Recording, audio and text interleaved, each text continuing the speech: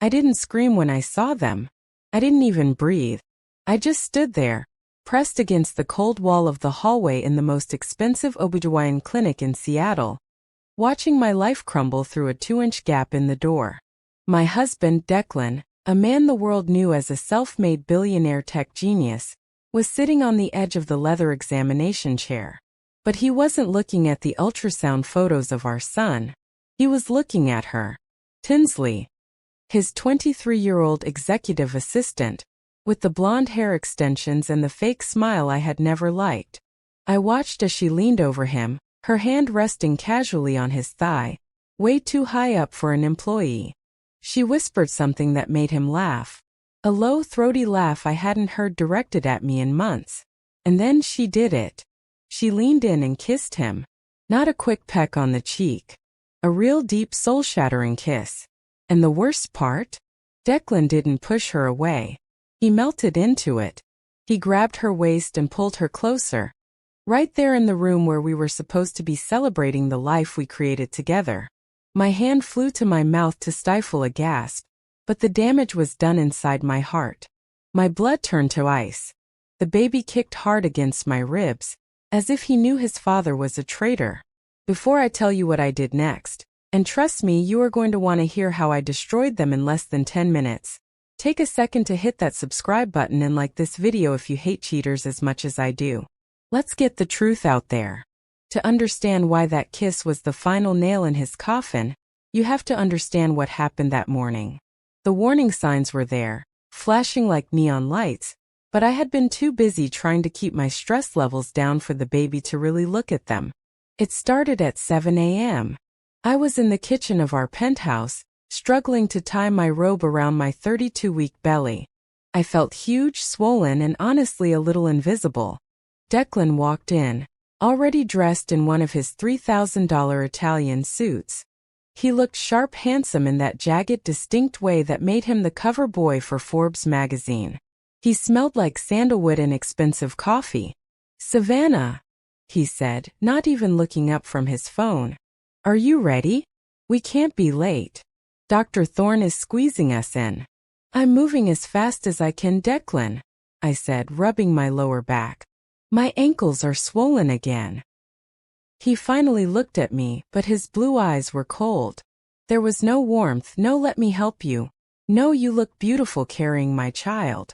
Just a scan of my body like I was a piece of furniture that needed reupholstering. "Well, hurry up," he snapped, grabbing an apple. "And make sure you bring that black folder I left on the nightstand. The one with the trust fund documents." I paused. "The trust fund documents?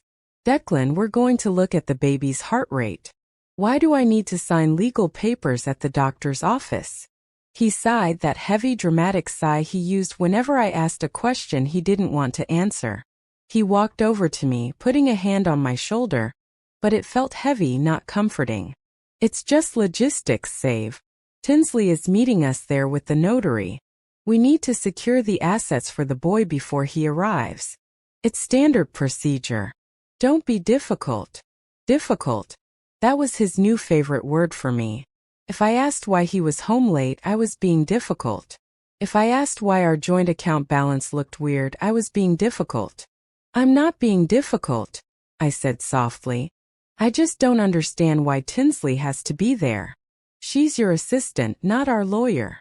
His jaw tightened. "She handles my schedule, Savannah. She's bringing the notary. Just get the folder. Please." I went upstairs and got the folder. But as I picked it up, curiosity got the better of me. I opened it. Inside, there were pages and pages of legal jargon. I'm not a lawyer, but I'm not stupid. I built Declan's company. People forget that. When I met him, he was a broke coder with a messy apartment and a good idea.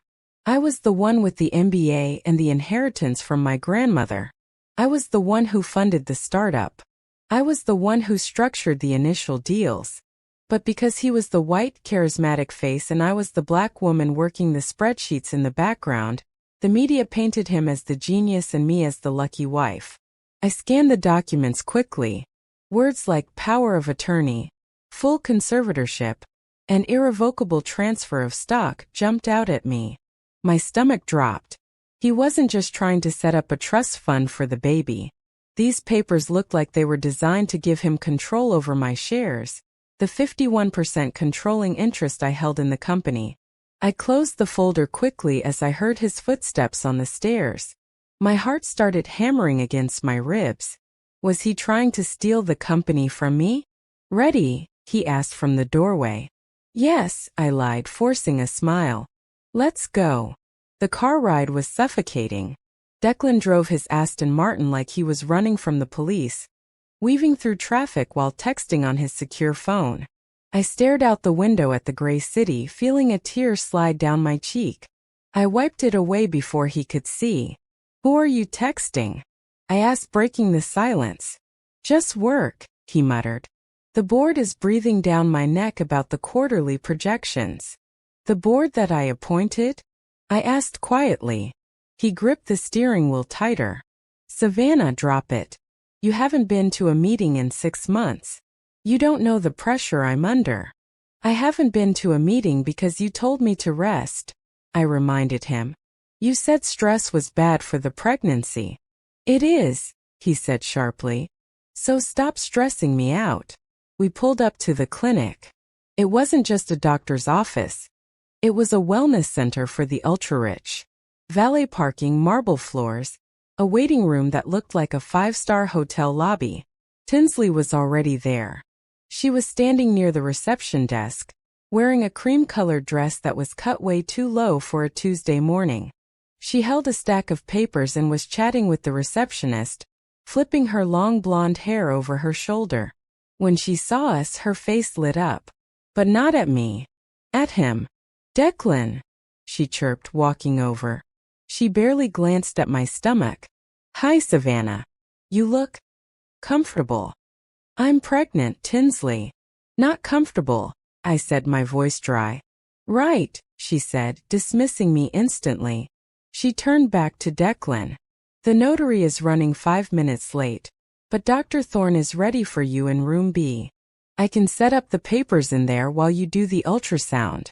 Declan nodded, looking at her with a hunger that made me want to vomit. "Good thinking. Savannah, you go in and get changed. I need to make one quick call." I nodded and walked toward the back. The nurse, a sweet woman named Brenda who had been with me since the first trimester, smiled at me. "Mrs. O'Connell, good to see you. You can head on back. Here's your gown." I took the gown and went into the exam room, but I didn't change immediately. I sat on the edge of the bed, my hands shaking. The folder was in my bag. I pulled it out again. I needed to be sure. I took a picture of the power of attorney page with my phone and sent it to my brother Andre. Andre wasn't a corporate lawyer, but he was a shark in criminal law, and he knew how to read fine print. "Read this immediately," I typed. "Declan wants me to sign this today." 3 dots appeared instantly. Then a text back. "Do not sign that. Savannah, this gives him full control of your assets if you are deemed medically incapacitated during labor." It's a trap. I felt like the floor had opened up beneath me. Medically incapacitated? Was he planning something? Or was he just hoping that the exhaustion of childbirth would make me sign my life away? "Mrs. O'Connell?" Brenda knocked on the door. "Is everything okay?" "Just a minute." I called out, my voice trembling. I needed water. I needed air. I stood up and cracked the door open, intending to ask Brenda for a cup of water. That was when I saw them. They had slipped into the adjacent consulting room. The door was slightly ajar. I hadn't even realized they were in there until I heard Tinsley's giggle. I crept closer, ignoring the heavy feeling in my womb. I stood by the wall, peering through the gap. "He's going to be so rich," Tinsley whispered, tracing a finger down Declan's tie. "Once she signs those papers, we don't have to hide anymore. You can divorce her and keep the company." "I know, baby," Declan murmured. "She's clueless. She thinks I'm doing this for the kid. She's so wrapped up in being a mother she's forgotten she's a businesswoman." "God, she's huge though," Tinsley laughed cruelly. "How do you even look at her?" "I don't," Declan said. I close my eyes and think of you. That was the dagger. That was the moment the love I had for him died. It didn't fade. It was murdered right there in the hallway.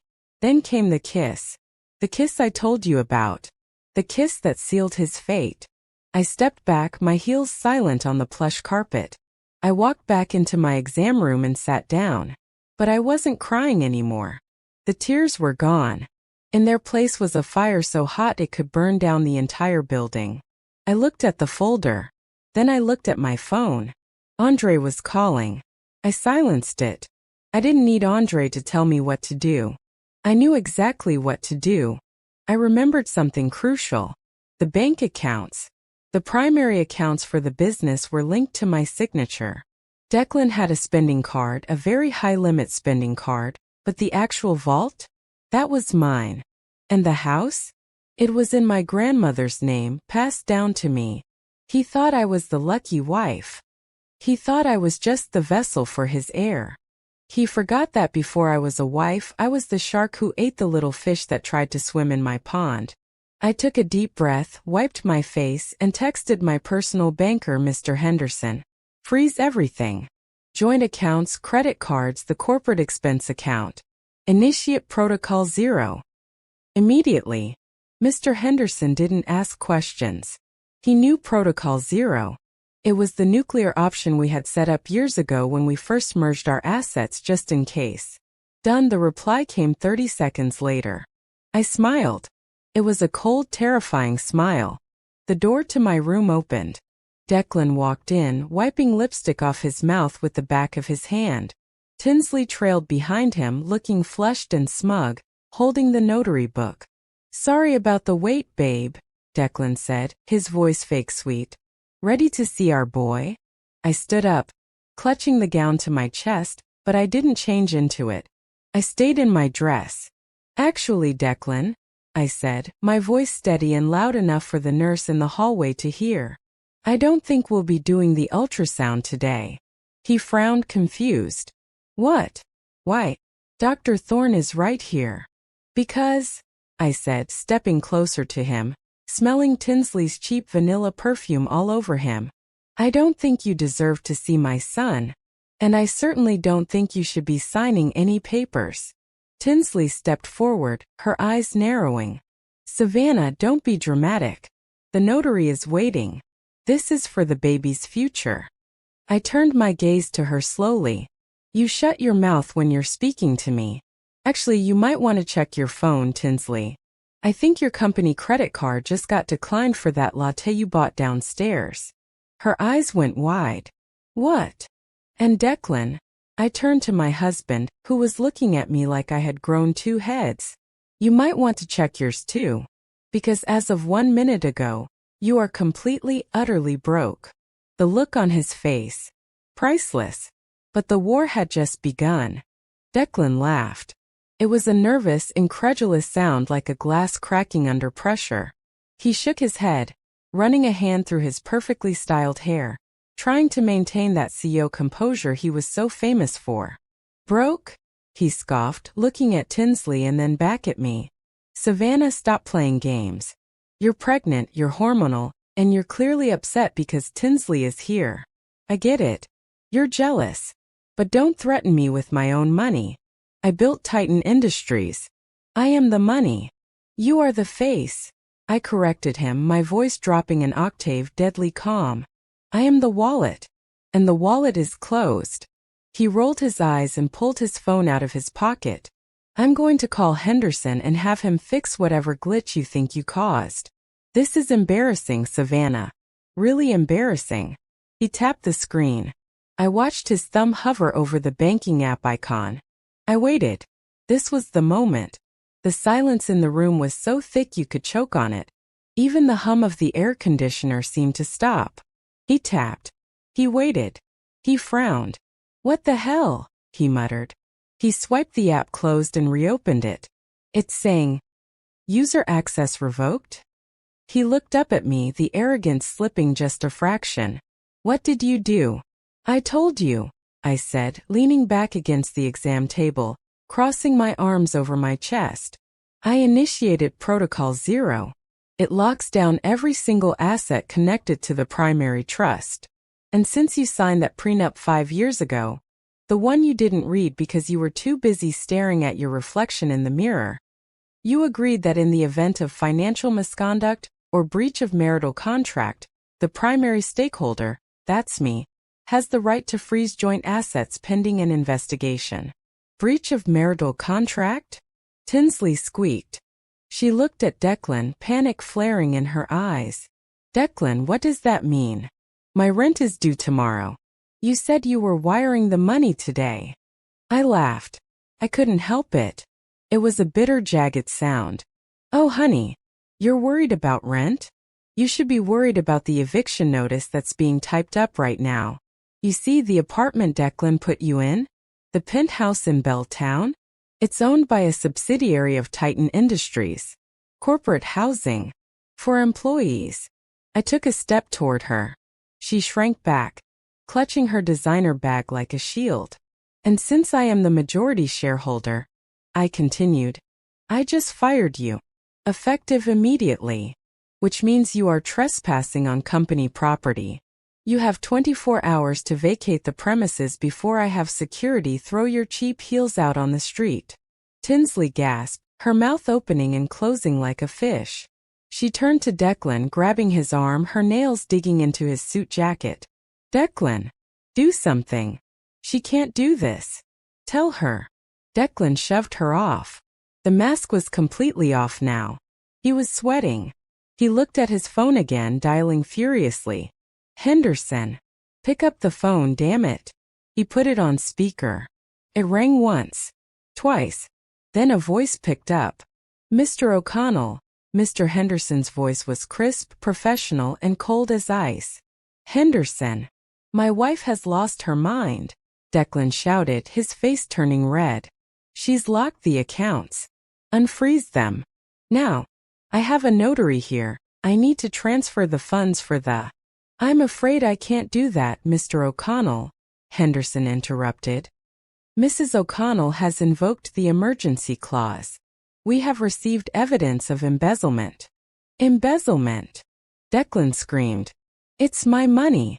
Technically, sir, Henderson said.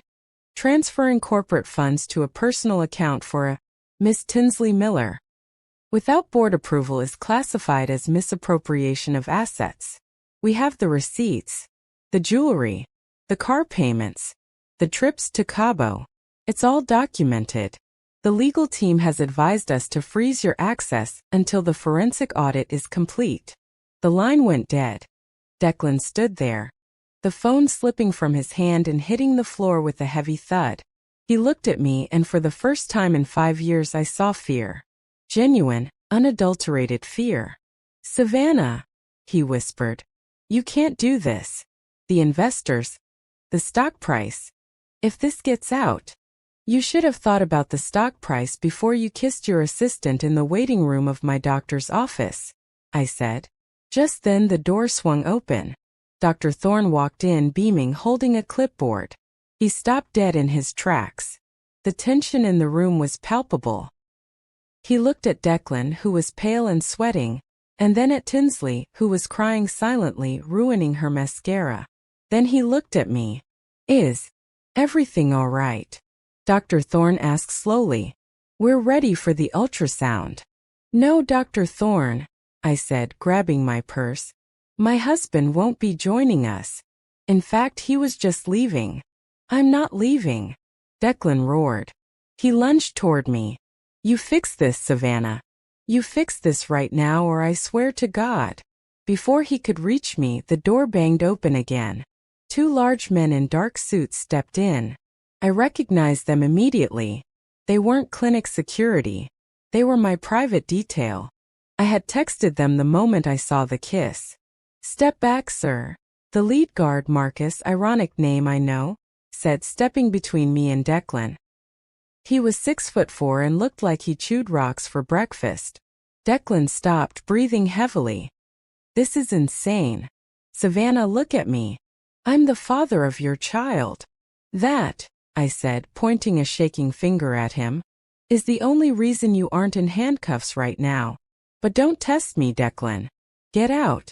Take your mistress and get out of my sight. If you are enjoying this takedown, do me a favor and smash that like button right now.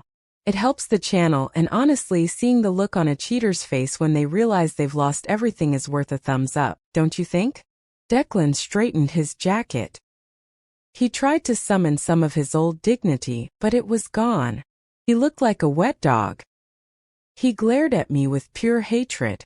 You'll regret this, he spat. You need me. You can't run that company alone. You're weak. You're soft. We'll see, I said. He turned and stormed out. Tinsley stood there for a second looking at me, then at the door.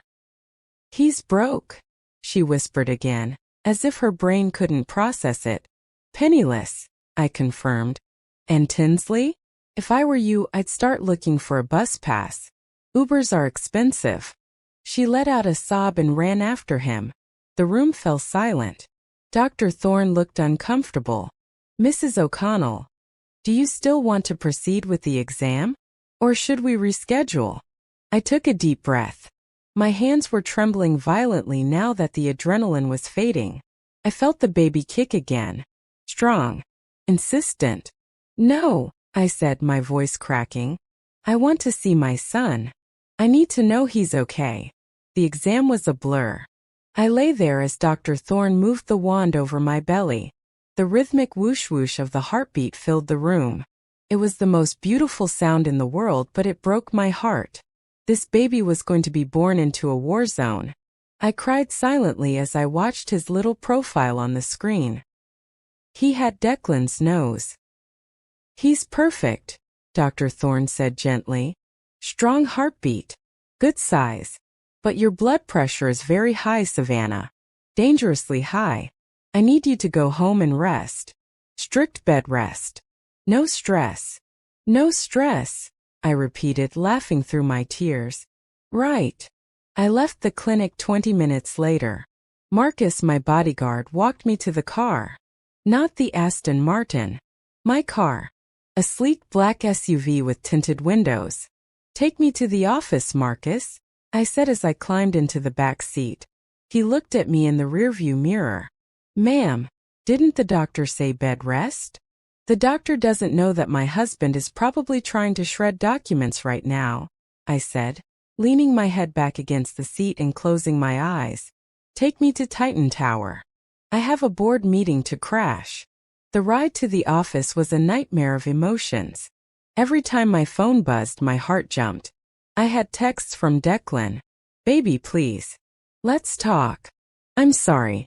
It was a mistake. You're overreacting. Don't do this to us. Then 5 minutes later, a shift in tone.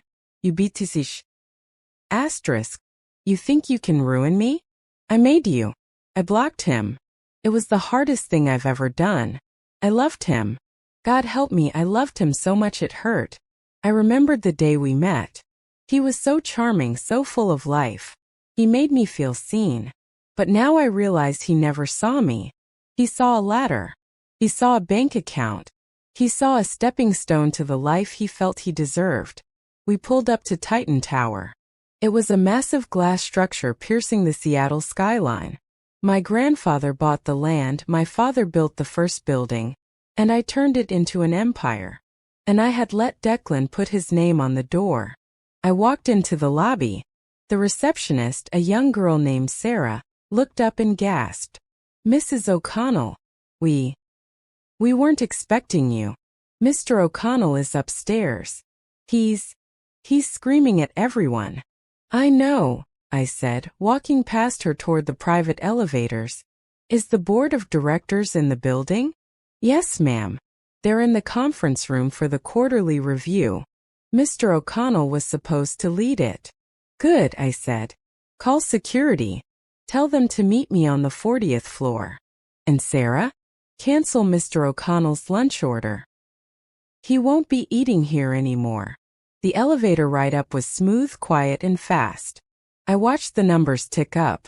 20, 40. With every floor I stood a little taller. I smoothed my dress over my baby bump. I wasn't just a scorned wife anymore. I was the chairwoman of the board. The doors opened. I could hear him before I saw him. Declan's voice was booming down the hallway. I don't care what the system says. Override it. I am the CEO. I walked down the hall, my heels clicking on the polished concrete. The glass walls of the conference room were ahead. I could see the board members, 12 old white men who had always looked at me with skepticism, sitting around the table looking terrified. Declan was standing at the head of the table, slamming his fist down. He looked disheveled. His tie was crooked. Tinsley wasn't there. She had probably bailed the moment the credit card declined. Smart girl. I pushed the heavy glass doors open. Gentlemen, I said, my voice projecting clearly across the room. I apologize for the interruption. The room went silent. Declan whipped around. His eyes were wild. You, he snarled.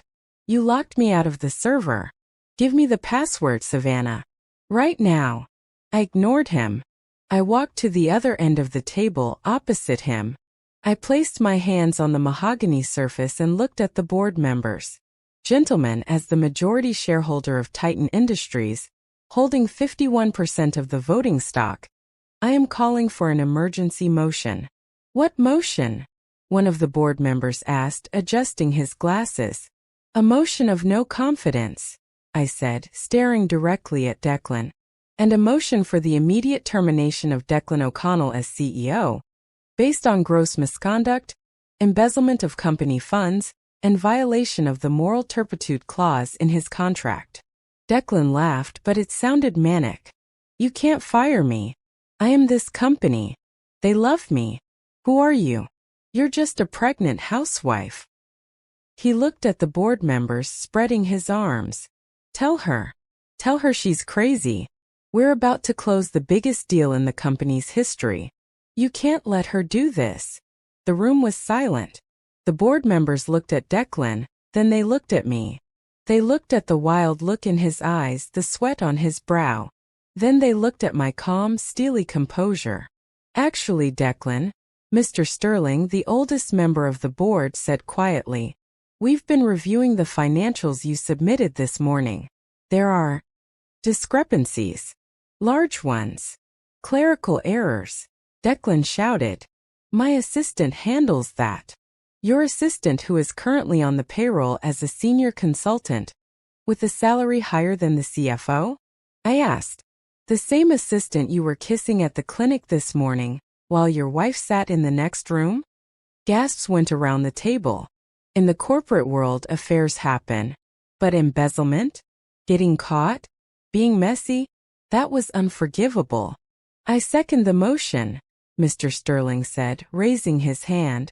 I third it, another member said. One by one, hands went up. Declan watched them, his face crumbling. The reality was finally hitting him. It wasn't just a fight with his wife. It was the end of his career. Security, I called out. 2 guards entered the room. Please escort Mr. O'Connell from the building, I said. He is to take nothing. No laptop. No phone. No files. Just himself. Savannah, please, Declan begged, his voice breaking. He fell to his knees. Actually fell to his knees in front of the board. It was pathetic. Don't do this. I'll change. Promise. Think of the baby. I am thinking of the baby, I said, looking down at him. That's why I'm making sure his father can't steal his inheritance. I turned my back on him. Get him out. As they dragged him away, screaming my name, I felt a sharp pain in my side. Not a cramp. A sharp tearing pain. My vision blurred. The stress. The doctor had warned me. I gripped the table, my knuckles turning white. Mrs. O'Connell? Mr. Sterling asked, standing up. Are you all right? I tried to speak, but the room tilted. Darkness rushed in from the edges of my vision. The last thing I heard was the sound of my own body hitting the floor and voices shouting for a medic. The first thing I heard was the beeping. A steady rhythmic beep. Beep. Beep that seemed to be drilling into my skull. My eyelids felt like they were weighed down by lead. I tried to move my hand, but it was tethered to something. A tube. And 4. Panic surged through me like a bolt of lightning. The boardroom. The pain. The darkness. The baby, I croaked. My throat felt like sandpaper. Where is my baby? A warm hand covered mine. Shush, Savannah. It's okay. He's okay. My eyes flew open. My brother Andre was sitting in the chair next to my bed. He looked exhausted, his tie loosened, a cup of coffee in his hand. The room was dim. Hospital sounds echoed in the hallway. Andre, I gasped, trying to sit up, but a sharp pain in my lower abdomen stopped me. I fell back against the pillows, wincing. The baby. Julian. He's in the NICU, Andre said softly, squeezing my hand. They had to do an emergency C-section. Your blood pressure spikes, Save. It was eclampsia. You almost stroked out on the boardroom floor. But he's strong. He's fighting. He's tiny, but he's a fighter. Just like his mom. Tears streamed down my face. Relief washed over me, followed immediately by a wave of cold dread. Declan, I whispered. Where is he? Andre's face hardened. The loving brother vanished, replaced by the shark attorney. He's in the lobby. Security has removed him 3 times. He's trying to get up here. He's screaming about his rights as a father. Don't let him in, I said, my voice shaking but firm. I don't want him near my son. Not after what he did. He's not getting in, Andre promised. I filed an emergency restraining order while you were in surgery. The judge signed it an hour ago. He can't come within 500 feet of you or Julian. And Save? The board accepted your motion. Declan is out. It's official. I closed my eyes and let out a long, shuddering breath. It was over. The immediate battle was won. But the war was far from finished. If you're glad that Declan got locked out of the delivery room, hit that subscribe button right now. We need more women knowing their rights and standing their ground. I spent the next week in the hospital. My recovery was slow. I was physically drained and emotionally shattered. But every time I wheeled my chair down to the NICU and saw my son Julian, sleeping in his incubator, hooked up to monitors but breathing on his own, I found a new reserve of strength. He was beautiful. He had my eyes and, unfortunately, Declan's chin. But he was mine. Wholly mine. Declan didn't give up easily. He blew up my phone until I changed the number. He sent flowers which I had the nurses throw in the trash. He even tried to stage a press conference outside the hospital, crying crocodile tears about how his estranged wife was keeping him from his sick child. But the public is smarter than he gave them credit for. Once the news broke about the embezzlement, and yes, I made sure the leaked financial reports found their way to the right journalists, the narrative flipped. He wasn't the grieving father. He was the corrupt billionaire who cheated on his pregnant wife and stole from his own company. The downfall was swift and brutal. 6 weeks later I was home. Julian was out of the NICU and thriving. I was sitting in my living room, nursing him when my phone rang. It was a number I didn't recognize.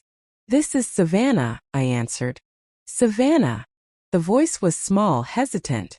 Took me a second to place it. Tinsley. I asked, my voice turning to ice. Why are you calling me? I just wanted to tell you, she stammered. I'm sorry. I didn't know. I didn't know he was stealing. I thought he was just unhappy. You thought he was unhappy, so you decided to help him spend my money? I asked dryly. I left him, she said, and I could hear the tears in her voice. I left him the day the news broke. He tried to make me pay for the hotel room because his cards were blocked. He screamed at me, Savannah. He blamed me for everything. He said I distracted him.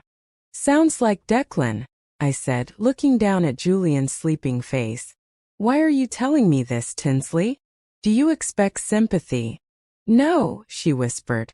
I have a flight back to Ohio in 2 hours. I'm going back to my parents. I just wanted you to know. You were right. He's a monster. And he's broke.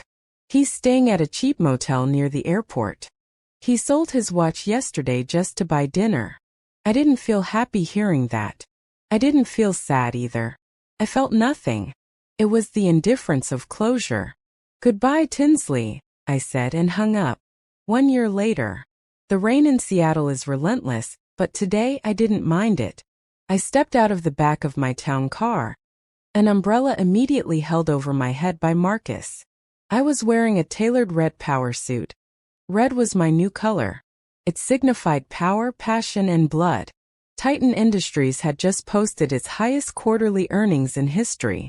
Under my full leadership, we had pivoted to sustainable tech, and the market loved it. I was on the cover of Fortune magazine this month. The headline read, "The Iron Mother.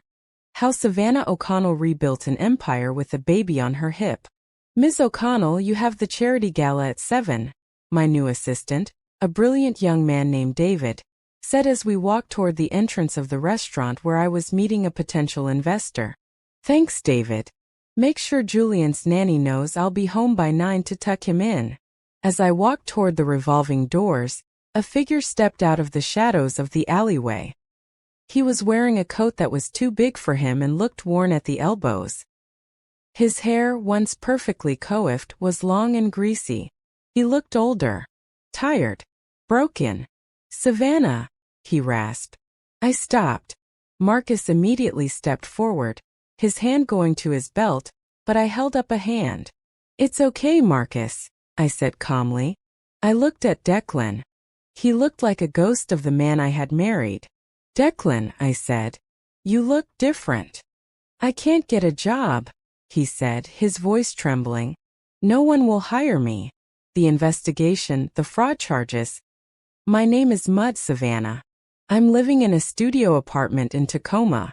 I'm driving a 10-year-old sedan." "That sounds difficult," I said, my voice devoid of pity.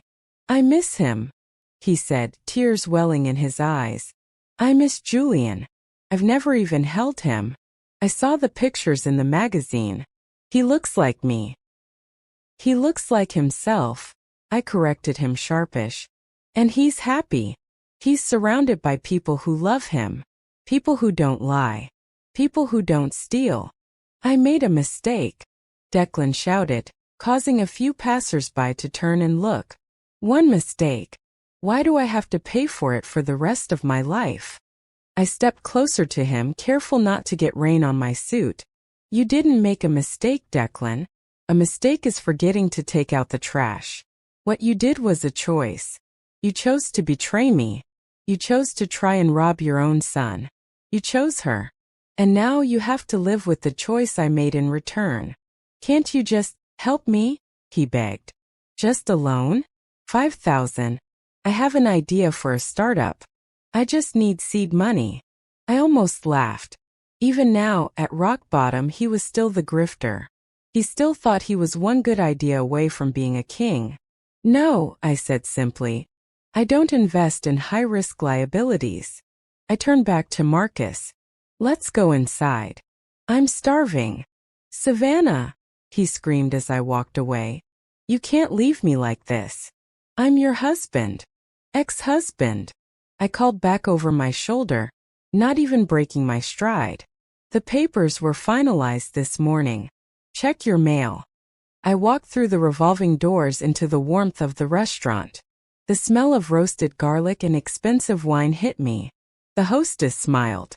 The world kept turning. I sat down at the table, ordered a glass of sparkling water, and pulled out my phone. I opened the gallery and looked at the video I took this morning. Julian taking his first wobbly steps across the living room carpet. I smiled. I had built a company. I had raised a son. And I had taken out the trash. Life wasn't just good. It was perfect. So, if there is one thing you take away from my story, let it be this. Never underestimate a woman who is quiet. Never mistake patience for weakness. And if you ever find yourself in a doctor's office and you see your husband kissing another woman, don't get mad. Get everything. Thanks for watching my story. If you enjoyed watching me turn the tables on a cheating billionaire, please give this video a massive thumbs up, subscribe to the channel, and turn on that notification bell so you never miss a story. And tell me in the comments, would you have given Declan the $5,000? Or would you have left him in the rain? I think I know the answer. See you in the next video.